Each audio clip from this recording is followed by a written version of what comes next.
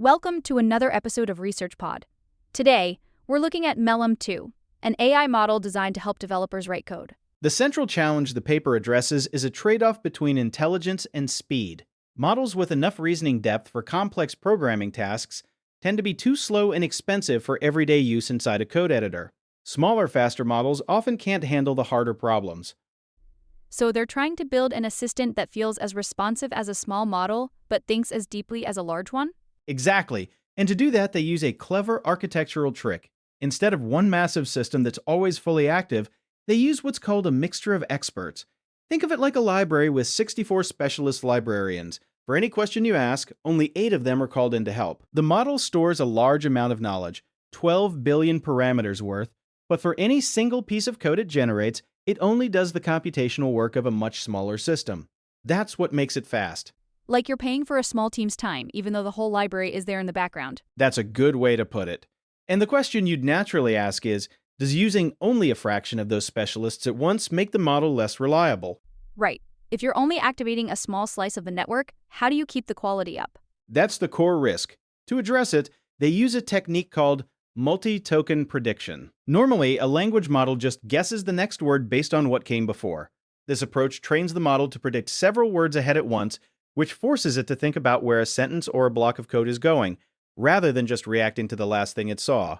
And that forward planning also helps with speed, doesn't it? I saw something in the notes about speculative decoding. Yes.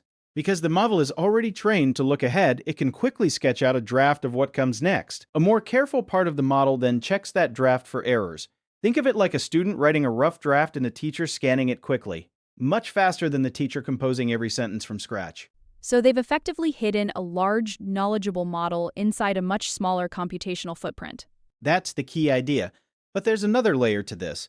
When the model is reading through your code, it needs to pay attention to the surrounding context. The naive approach is to look at every word that came before, but that gets very slow as files grow longer. Instead, they use what's called sliding window attention. The model focuses on a moving window of recent context, rather than scanning the entire history every time.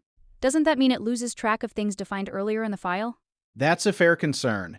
Their solution is a hybrid.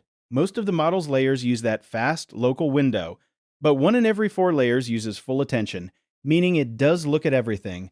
So you get the speed of the focused approach for most of the work, while a few layers maintain the broader picture. And for really long files, like an entire software project, does that still hold up? That's where another technique comes in. Every AI model has an internal sense of position, a way of tracking where each word sits relative to everything else.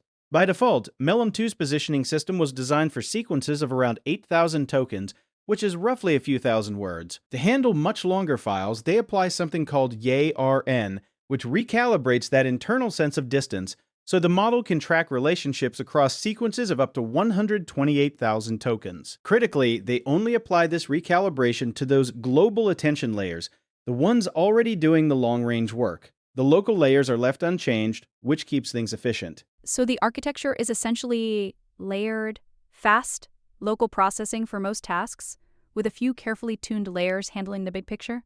Exactly. And that same principle of layered efficiency carries through into how the model is trained. Once the base model is built, they teach it to be a useful assistant in 2 stages. The first is called supervised fine-tuning. They show the model thousands of examples of high-quality coding conversations and tasks, essentially a curated textbook of good answers. So it learns the expected format and style. And the second stage? The second stage is where it gets more interesting. Rather than relying on human judges to say whether a response is good, which is slow and subjective, they use what the paper calls reinforcement learning with verifiable rewards. The idea is to give the model tasks where the answer is objectively checkable. If the model writes code and that code passes a test suite, it gets a reward signal. If it fails, it gets nothing. The model learns to prioritize correctness because it's being graded by a computer sandbox, not a person's opinion. So the model is essentially checking its own homework over and over against a machine that can't be fooled.